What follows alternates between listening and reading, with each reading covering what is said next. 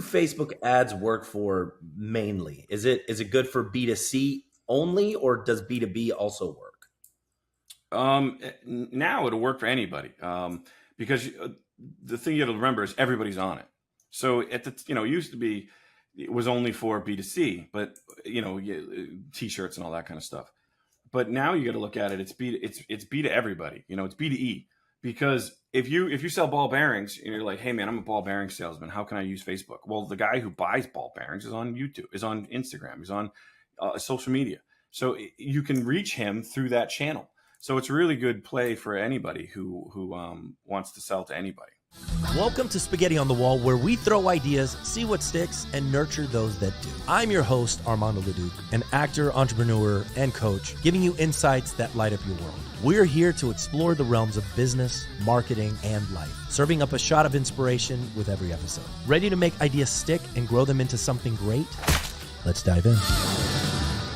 Good morning, good afternoon, and good evening, depending on when you are consuming this podcast. Ladies and gentlemen, Spaghetti on the Wall, back with another one. Steve Fantasia, I am super excited for you to be here, man. Me too. Super excited. I'm excited. And so, what's that? I said I'm excited. Yeah. So we're talking about 90 to 100 today. And it's a really, when we got a chance to meet each other, when you meet those people and you just like, man, this makes sense. We're on the same page. Work in different places, and it's a relationship of you doing things that I'm not necessarily thinking about, and then me doing things that you're not necessarily thinking about, which I think is just makes a really good relationship. But your concept of 90 to 100 is always in the back of my mind these days, because I'm just super focused on like creating action and moving forward, and not necessarily about the details and the things that make something outstanding. And I think in an environment in 2024, as we're moving into a competitive space, especially digitally, right? When you're thinking about marketing digitally and how are you separating yourself, I think what really is going to separate everybody, or the outstanding companies from the mediocre companies, even great companies, is the 90 to 100. So I appreciate you being on the show, and give us a little bit of backstory on how you got to where you got. Yeah, sure. A little different journey than normal marketers. Started in corporate America, sales, did really well in direct sales, moved up to sales management, sales training. And then around 2016 or so, wanted to get out of the corporate life. And so made the decision to start my own marketing agency. And I did. And, it's funny. I had it for 58 days and it got purchased. So it got bought out. What ended up happening is, this was 2016. To put it in perspective, I was doing social media ads. I was doing Facebook ads. And this was a time when people were just doing throwback Thursdays and Instagram posts and, likes and smileys. And I came in there with conversions and leads and money. And so I went in there and I went to auto dealers and I started looking because I was looking for low hanging fruit, right? Because when you start in your agency, I was like, man, I want to get in here. I really think there's an opportunity on social media for paid ads, but I got to break out. I got to break in. So I put my sales hat on and I said, all right, I need to get around the gatekeepers. And how can I do that? And I was like, well, hold on a minute. When you go to auto dealers, they just wave their hand about, hey, I'm the owner. I'm the sales manager. Come on down and talk to me. So I got all their information. So I sat down and I went on the computer and I did I'm in New Hampshire. I did a local thing of like 100 miles and I wrote everybody down and I got a Gmail account and I manually typed their emails in, sent out manual emails saying, hey, here's something. I took a post that somebody had put on Facebook and I showed kind of how engagement and did some stats. And I said, in your market, there are X amount of people. And I just kind of said, what's your opportunity for it? I sent out, I think I did 300 emails that day. And I ended up getting 6 or 7 people that responded back and said, yeah, I'm interested. And I got one of those people. I got a call and I talked to the guy and he was on the coast and he was like, yeah, hey, I've never heard anybody running ads on Facebook. What is that? And I said, oh, it's this whole thing. And I talked it up. He's like, all right, yeah, okay. So he signed it and it was $1,500. And I was like, this is awesome. This is amazing, And so we ran ads, and I ran lead form ads, and we were getting a ton of leads. And he's like, wow, this is actually working. He didn't really think it would work. So I took his results after I started on Monday, and then by Friday I was getting leads. I took those results, and then I doubled down and I sent out, I think I did 4 or 5 days in a row of sending 100 or so emails. I mean, I was just pumping out emails. Now, bear in mind, these were all coming from a Gmail account. I didn't have a domain. I was just kind of going through it. And I actually, one of the people who hit was the largest auto dealer in my area. Came back. I had a meeting with this dealership, signed them. What worked out great is I was able to actually go into the dealership. And when we went in the dealership, like I said, I've came from sales, so it wasn't hard for me. And I landed that account, worked really hard. And at this time, it's like, I've been in probably 2 weeks. I mean, it's pretty quick. And started getting, again, really good results from that because it was brand new. People weren't used to seeing ads on Facebook. So when they saw it, they were responding. I was running with him for about a week. I get a call. I'll never forget. I get a call at 5 o'clock, 6 o'clock on a Friday. He said, hey, this is my name's Jerry. I'm from Venture Automotive. You're working with the Auto Fair, right? And I'm like, yeah. And he goes, okay, what are you doing? I'm the marketing agency with them. And what are you're doing Facebook ads? I'm like, yeah, I'm doing Facebook ads. And he's like, all right, here's the thing. 9 o'clock Monday, I want a meeting with you. Put a deck together. Let's talk. And I said, okay. Well, I didn't have a deck. So I spent the whole weekend making a deck. 9 o'clock, I do my presentation. I kind of go with stats and, all this overview. He's like, all right, this is pretty good. He's like, here's what I'm going to do. I'm going to give you a couple of names. Call them. If you sell them, let's see if we can do something. So he gave me those names. I called them. I sold them. One of the guys, I'll remember, he said, you're a social media guy? And I said, yeah, Facebook ads. He goes, all right, what's your fan page? And I was like, oh, Right Source Media. And he went and looked. He goes, you have 25 likes. Why would I want to do business with you? You're not even doing it yourself. And I said, all right. I said, well, let me ask you this. If I can get 5,000 likes by Friday, this is like Tuesday or something, will you give me the business? He goes, absolutely. So I went in, I ran a like campaign that is available, still available today. He called in on Friday. I had 6,000 likes on my page. And he goes, all right, you got it. And so I landed that guy. So that was 3 or 4. Now we're on week, I think 3, something like that. It's 22 days or something. I have probably 10 clients, each one of them working really well. I get another call from Jerry. He says, hey, here's what I'm going to do. I'm going to feed you clients. You give me a set price. And so I said, okay. So then I was white labeling.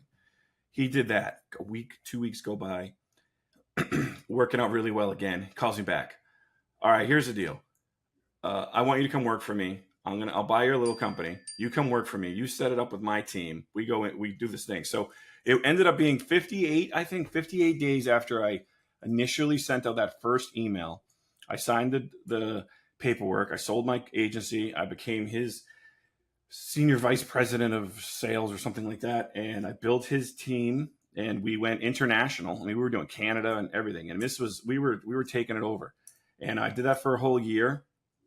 And then my year was done. But then I left the year, but I had a 2-year non-compete. So I couldn't go into the auto industry. And I'm like, oh man, I know it's my bread and butter. Like I could just slay on the auto. So I was like, all right, what am I going to do?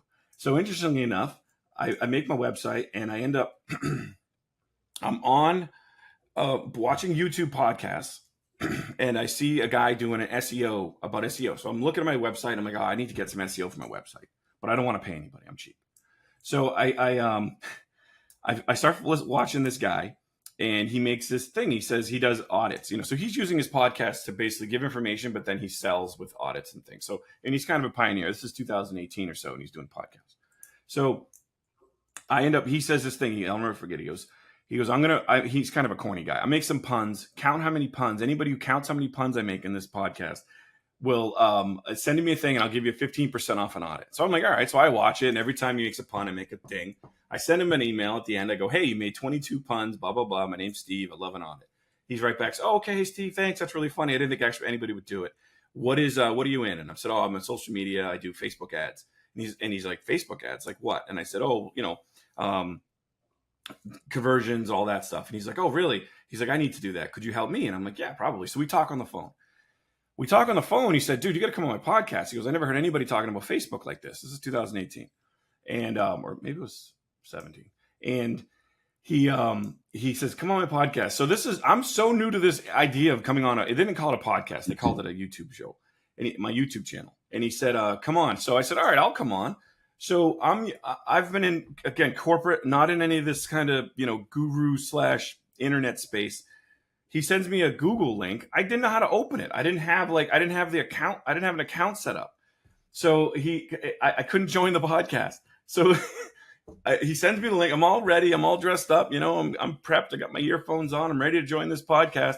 He sends me a link and I'm like, it's not working. I couldn't get it to work. It was a Google Meet. I didn't have any of that Google stuff set up. I had from my work email. So I end up missing it. So he calls me up, walks me through it. The next week I get on and, he makes a joke about the Facebook guy doesn't like Google, and we get on it and I end up have a great talk. I'm on the show with a couple other guys. We're talking about Facebook ads. Again, I'm all about conversions, click through, funnel, everything. I'm not talking about likes and smileys. And they're like, dude, I got a client for you. You got to talk to these people. I get off the phone. We talk. I go to a client, and it happens to be this client called Nutrafol, which is at the time it was a small VC backed hair, losing your hair. I need it. See, and I ended up landing that account, and they were running they were spending $30,000 a month on Facebook ads. They had gone through a couple agencies. They tried to scale, they couldn't. I took them from 30,000 to $1 million within 8 or 9 months. And from there, it just kind of blew up. And that was my world. I was in Facebook ads. I went to Facebook corporate, I did that whole thing. And that was kind of my journey. And now it progressed from there into agency stuff. But it's kind of funny, interesting. Let me ask you this. Because I hear, you went from 30,000 to $1 million? 30,000. Yeah, it was like 30,000 a month. That was their revenue? Or is that was their spend on Facebook? Yeah. Then I took them to $1 million. Gotcha. And so, why? Who do Facebook ads work for mainly? Is it good for B2C only, or does B2B also work? Now it'll work for anybody. Because the thing you have to remember is everybody's on it. So it used to be, it was only for B2C, but t-shirts and all that kind of stuff. But now you got to look at it. It's B to everybody. It's B2E, because if you sell ball bearings and you're like, hey man, I'm a ball bearing salesman. How can I use Facebook? Well, the guy who buys ball bearings is on YouTube, is on Instagram, is on social media. So you can reach him through that channel. So it's a really good play for anybody who wants to sell to anybody. That's cool. And so with the people that you're helping usually, like now, what's that demographic look like? Well, now the people I look at are usually big corporate people have troubles, and I come in as either a media buyer, and a media buyer would come in and try and scale them, or I come in as a consultant on like their funnel, or I come in on their whole sales process, or that's where like they kind of evolved into that 90 to 100. It started out, I was a media buyer with a sales background and a marketing background, and I would get my foot in the door with running ads, and then I'd get into the ads and I'd say, hey, your funnel, where you're sending the people, I can send great ads, but where you're sending them, there's no optimization, there's no follow-up, there's no sequence. This page doesn't work. So I started working with them on that front, and then we'd correct that. And then, so I always use the media buying as like the foot in the door. And then it just turned into everything else down the road. And that's kind of where I got the 90 to 100, is because I would start seeing the front end. People want to spend money on ads, but they weren't looking at everything else they're doing. And so it's like, you can spend the money on the ads, but it's like, what else are you doing? Like they go to the website and then they leave. So I started getting into things where I was like, that lander, what lander are you using?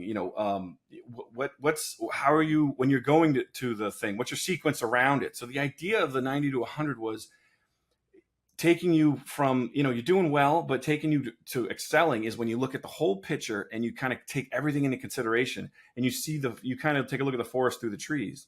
Because a lot of businesses and business owners are so involved in what they're doing that they don't necessarily understand what they're missing.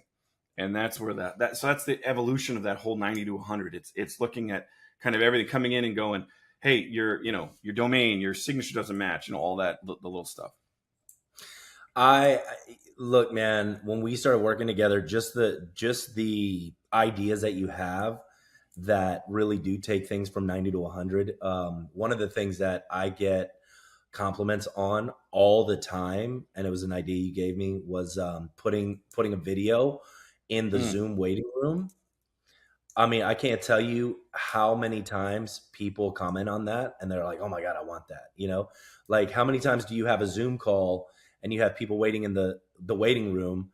I mean, that is a perfect opportunity Yeah. for you guys to put something in there that razzle and dazzles them. Yeah, yeah. So things Instead of like that that, blue screen that everybody sees, it's like you start. So that, yeah, it's a little. That's the little stuff. So I would start looking at that, and I remember when I was in sales, I'd always say that sales are won and lost in inches, and it's like every inch I can gain through the call, through the sit down, would get me closer to there. Little things like when you hand somebody a brochure in the beginning of the sales meeting, what are they going to do? They're going to look through the brochure, and when they're looking through the brochure, what are they not doing? They're not looking at you, and so you're like disconnected. So what I would do is I would hand them one specific sheet of something I wanted them to look at. And you know what I mean? I would control it. So I do that now with clients and just in tech. I like the tech side. So I was like, well, how can I know we were talking and you, in your video, and you showed me that video and I was like, dude, this is amazing. This is like Spielberg level.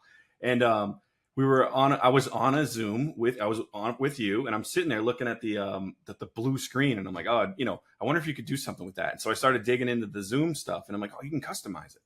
And then, oh, you can put your own, meet with Armando. And then it got into, wait, what else can you do? And I was like, oh, you can put an image. And I put an image, and I'm like, well, if you put an image, can you put a video? And I was like, you can put a video. And then we are like, dude, throw your video up there. And that's how it kind of evolved into that, looking at every little thing and saying, how can I gain an inch? Because it's important when you're not huge, when you're not IBM, when you don't walk in there as Morgan and Morgan or whatever, you need every little piece to show that you're worth it. Like every little handshake. The difference between getting an email from LeducEntertainment.com and Armando at Gmail. I mean, that's a huge difference from like that little subtle point of view of professionalism. So 100%. I say to people, when you are the massive company, you can get away with some things, but when you're not, you can't. And then it's just the flip side to kind of contradict what I just said. When you are the big company, you have no excuse not to have all the T's crossed and have it perfected. So it's kind of a double-edged sword. I love it. I love the chase and the improvement, because I know that it sounds small and people are like, oh, I don't have time for it, but it adds up. And it shows, if you're this good at that, imagine how good I am at what I do. How much attention I pay. I mean, it's and I had a guy on my podcast, Pedro, who does 5-day challenges and stuff, and we just started talking about the market and how people are struggling right now, but not everybody is, right? And the thing is, like, the differentiator here is going to be that outstanding attention to detail, 90 to 100, that really does change the game for you, right? And I don't think that people necessarily concern themselves with that as much, but the people that do are the ones that are reaping the rewards, right? Oh my god, that's super polished. Oh my god, that looks great. The attention to detail, those are the talk triggers these days that let people know, oh wow. I to the point, right? I didn't realize I was doing this thing for a while, and I stopped doing it because I didn't know if it was working or not, because I didn't ask. And we were on a call with one of our clients, Justin Chopin, personal injury attorney, and I would send out these black boxes, right, to prospects, and I sent it to him with a red and a blue pill in it, and then I made a video of me as Morpheus in the Matrix going, you get the head going. Your marketing is not going well, and blah blah blah blah blah. And I've sent this direct mail piece to them, and like he was like, "Oh man, yeah, I got that." I was showing everybody, and I was like, and he became a client, and it was like, okay, so I didn't realize that little thing had such an impact. I was like, oh, I think it was just a thing that I did. So now that I know, I'm like, I'm all in. Doubling down. Again. Yeah, I'm doubling down on it, because it is those things that like are the differentiators. The little things, the 90 to 100 are the differentiators. If you're looking for that unique selling proposition, it is the 90 to 100, which is why I really do appreciate the conversations we have because I don't really think about that. I Hmm. also get caught up in procrastination and perfection. And I was at a shout out to this new mastermind that I'm a part of called Flight Club, and somebody in the group was talking about one of the phrases that like hit me really hard was the sloppy execution is better than amazing procrastination. Yeah. And I'm Yeah. like, that's really cool, especially for people that are starting out and that are like trying to do something new. Hmm. However, if you're in it and you've been doing it 6 months, now it's time to go from 90 to 100. You're past the Hmm. sloppy execution phase because you did it, you're in it, and now you got to roll in and really start to tweak it and take it from 90 to 100. Yeah, I love that. I remember when you hit me with that. We were on a call, and I was like, "Man, that's," and that hit home. That hit home with me because I'm that guy. I'm the guy who I don't want to do anything unless it's absolutely perfection. And I'll spend months on the wording of the LinkedIn profile just because I'm so like, oh man, I want it to be this, and then I look down the road and I'm like, well, my website, like I'm stressed right now because I updated my LinkedIn, but I didn't update my website, and I'm like freaking out about it because it's like ADD.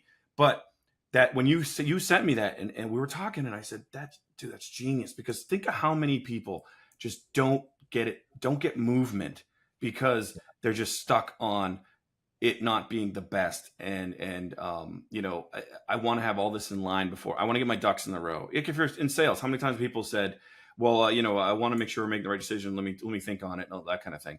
And it's like that stalling is costing you time. I mean, there is a thing like when you're going, once you're there, it's like, yeah, okay, now streamline it, make it improvement. The 90 to 100 expands. It's not just the little details. It could just be what's your post call follow up, like what's your sales team doing. We were on a call the other day and somebody said that they actually hand write down their inboarding. Their intake is handwritten, then they hand it off to somebody down the street, down the road, and they into it in the computer. And I'm like, both of us were like, what?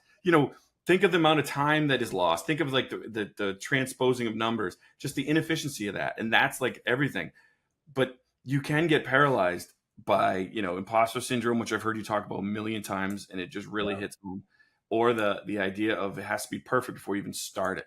And it's like you got to find the balance. It has to be a little bit of make it, have a purpose for it. Make it that you're coming out of the gate with a little bit of a plan, but don't wait to do nothing, and just make it. I'm not going to build something that's absolutely perfect. You got to find the balance. Yeah, um you know, reading that book, The Six Types of Working Genius by Pat Lencioni, where he talks about like finding, and Dan Martell talks about it in Buy Back Your Time, where you're finding the weaknesses. I'm never going to be the detail oriented guy. I just don't think that way. You're the guy that like will tear apart a lawnmower and Hmm. and tinker it around and fix it. I will never do that. I will never. It will never happen. Right? Like I remember I was in algebra class and my teacher was like, Armando, you're going to use algebra one day. And I said, I will never use it. I I will promise you, never I'll use never it. use it. I'm 44. I still haven't used it. Right. So I know, and that's okay. Right. Like I have no shame in it. But I think that if you're a business owner and you're listening to this right now, or somebody that you're just like, I can't really, I want to move forward but I can't, Hmm. I think you have to surround yourself with people like you know, that can be your advisor and can see the blind spots that you're not really seeing, so that like I would have never put a video, I would have never thought to put a video on my Zoom, you know Zoom page. I all to your point, right? Like, because we're moving and go high level and things like that, like understanding the sales intake and the follow-up strategy like is super important. And to your point, like who cares if you get 400, 1,000 qualified leads in a month? If you don't have a Hmm. sales intake, if you don't have that stuff put together, you're losing money. I would, if I was you, I would like do that first, really, and once again, it doesn't have to be perfect, but at least have some sort of follow-up strategy, Yeah. so that, when somebody does come through the door, that you guys can contact them at scale, and that they're getting followed up with in a top of mind, in a top of Hmm. mind way. And that's, is that something that you're focused on as an offer as well? Yeah, yeah, it's funny. I was thinking of a client that I'm working with right now, and they're spending again front end money, spending a lot of money driving leads. And so we were talking about it. They brought me into the media buyer, and tinkering around. What else can I do? And I said, well, what's your follow up for the people who leave the page? And they're like, what do you mean? And I'm like, well, the banning cart follow up. And they said, Right. well, we have a sequence of emails once if they submit their newsletter. And I'm like, yeah, I get that, but I'm looking at your pop up. You have a pop up that captures email when you come in. What's your sequence around it? And they didn't have one. And I mean, this is a big company, and it's really funny. I deal with a lot of large companies that you think would have it totally dialed in. And what I find is a lot of these large companies are about 5 to 7 years behind because the small sub $10 million companies, the entrepreneurs are driven, their speed, they're testing, they want returns. And so they're pushing the envelope. And that's who I've been working with, for the last 4 or 5 years. And so I'm always out there testing. When you go into the corporate side, they don't have that urge, that urgency. It's all maybe to get to the end of the quarter and finish strong. Maybe it's a one push at the end of the month for their number, but they don't have that testing, and so they're behind, and they don't look at everything. And they say, well, we'll have 3 or 4 email sequences. I'm like, you should have a 30-day email sequence. You should just be hammering them. You hit them until they either buy or they die. Why are you've paid so much money to get these leads? Why are you not going after them? Why don't you have a sequence? And then you look at the sequence. Okay, I have a sequence. You have a 30-day sequence. Great. What are you saying? And it's like, I look at it. It's day 1, we're great. Day 2, sorry you left. Day 3, did I tell you we're great? And then day 4, it's, hey, you left again, but we're still great. And I would say to them, why are you, and this is actually, if I can get on my soapbox for a minute, this is my huge beef with people and companies about their email follow-up sequence, everything. It's always one of two things. It's, we're great, or I found you on LinkedIn or whatever, we can help you. And it's never a value add. It's never something where you came to my website, I know that you're interested in financial products, so I'm gonna continue that, and I'm gonna send you some more information around hey, do you know what's happening in the market? Like, here's an interesting thing, here's something else that's tangential. Shout out, there's a website that I follow. There's a like the TCP Act is a thing for the FCC has for emails and texting and all that kind of stuff. And there's a lawyer that I find that I follow, and I'm never going to use a lawyer to come in and look at my regulations because I just don't need it. But I'm still on his email list because he's constantly sending me information about things that are happening in the industry that are interesting to me. So I went to his website because I had a question about some of the laws and the regulations. And instead of him telling me all about what he's doing, because I would have unsubscribed after day probably 3, I'm going on probably day 60, 90, I'm on his list.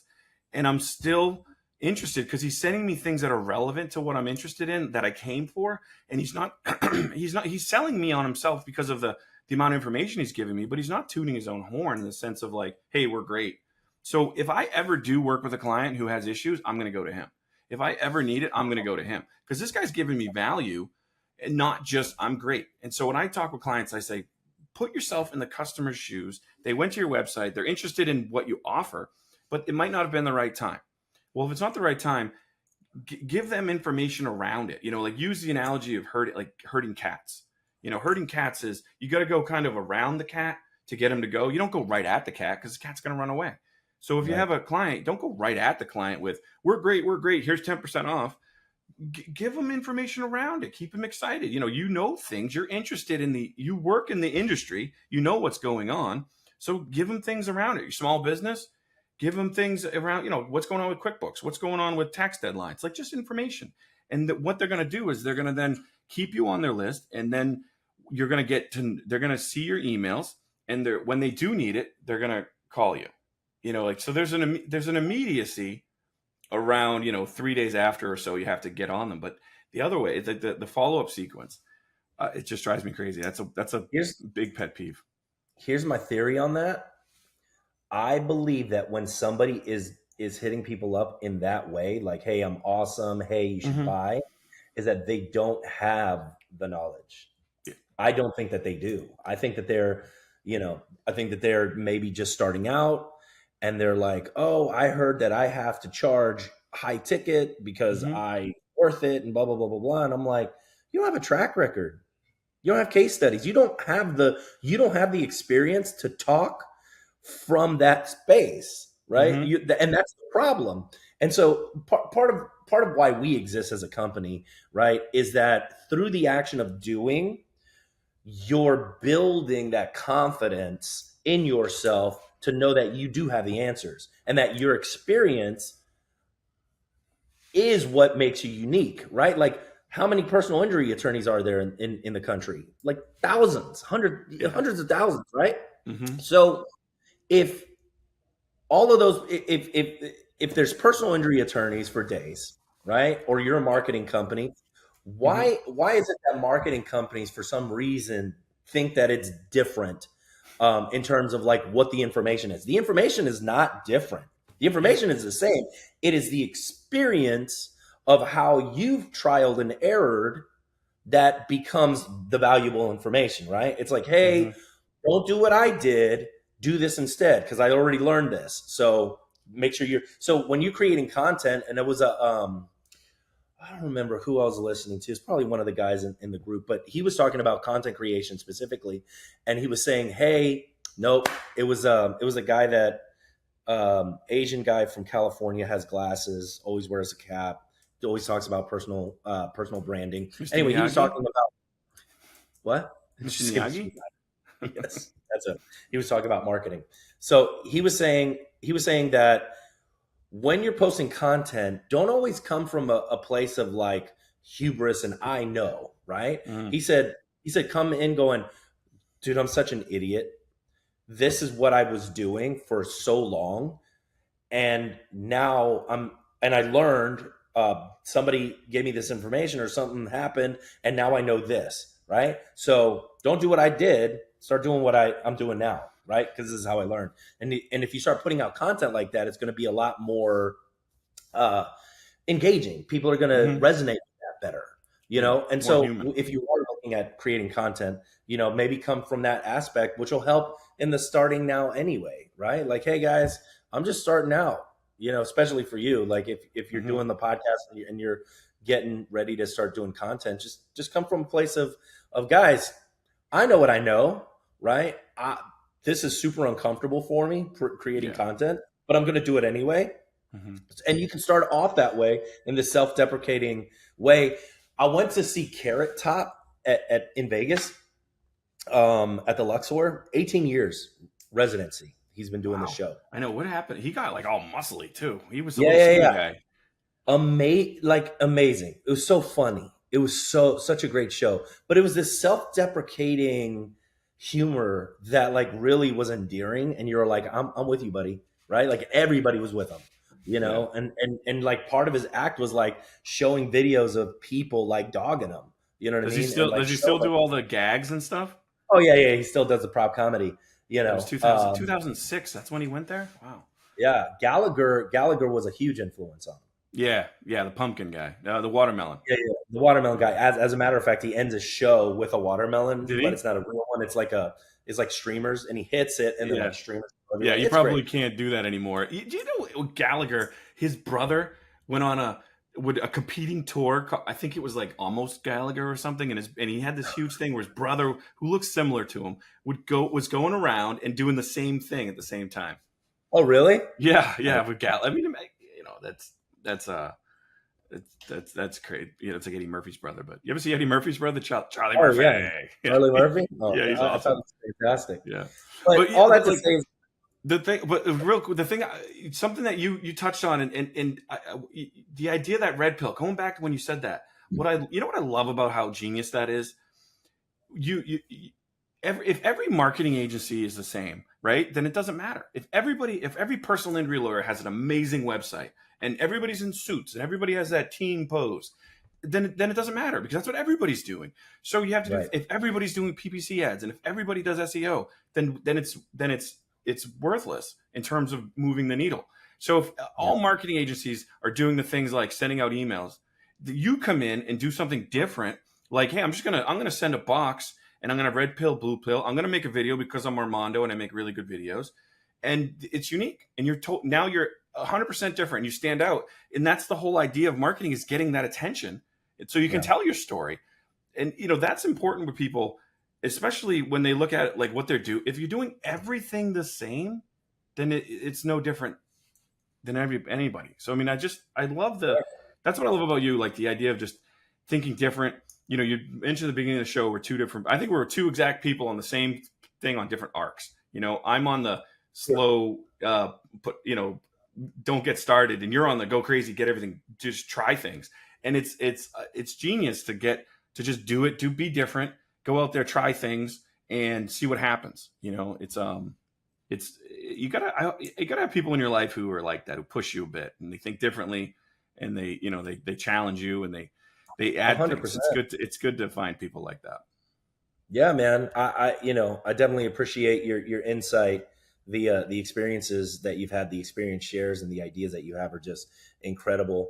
I highly recommend Steve, if you guys are looking to, really clean up your like sales intake and follow-up strategy. If you guys are using ads, if you guys are looking for an ads guy, Steve is the guy. And if you're looking to like create a more robust sales intake and making sure that you are actually getting the ROI from your ads and maximizing that, then like Steve is the guy, 100%. Like you're not going to find anybody better. And super with it too. You know what I mean? Like you're just in it, and it's super easy to work with you. And I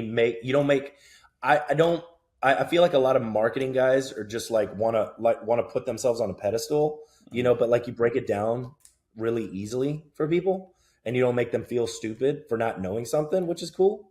Mm-hmm. So I highly recommend, Steve, if you guys are in that space and you need somebody, dude, you're not gonna find anybody better. So we use them. We use Fantasia. Cool. Yeah, I like it. Yeah. So how do people find you? Well, I prefer they don't come to my house because that gets a little awkward. I guess, the website, brightsourcemedia.com, shoot me an email, Steve at Bright Source Media, that kind of thing. I'm not, you've been pushing me to get my social media. I'm a Facebook ad buyer, and I have probably 7 friends on Facebook because I don't use it. So I have to push it. I have to get out there with the link, with the Instagram, all that stuff. You're pushing. That's why I have somebody who pushes you into the uncomfortable things, but email, that kind of things, or reach out to you and you can push them to me. Yeah, man, it's going to happen, man. This is a great relationship. We're going to make some things happen. And I appreciate you being on the show. Yeah. Hey man, I appreciate the bald head. I like it. Makes me feel good about the thinning. Yeah. I've been bald for a while now. So how old were you when he went? 20. Yeah, 28, 27. Yeah, it happens. It's funny, at least now, I watched the Seinfeld episode, and it was from the 90s, and the guy shaved his head. Nobody was shaving their heads in the 90s. And then now it's cool. Like, you have a nice shaped head, and everybody does it. So it's a good time to be alive, to be in the bald. That's true. It all comes around. Yeah. All right, Steve, appreciate you. And I'll see you soon. All right, man. Always a pleasure. And that was Spaghetti on the Wall, brought to you by Leduc Entertainment. For all of your podcasting, social media needs, we got you, videos, and you can continue listening to us. You're probably listening to us right now, so keep listening, and we'll see you soon.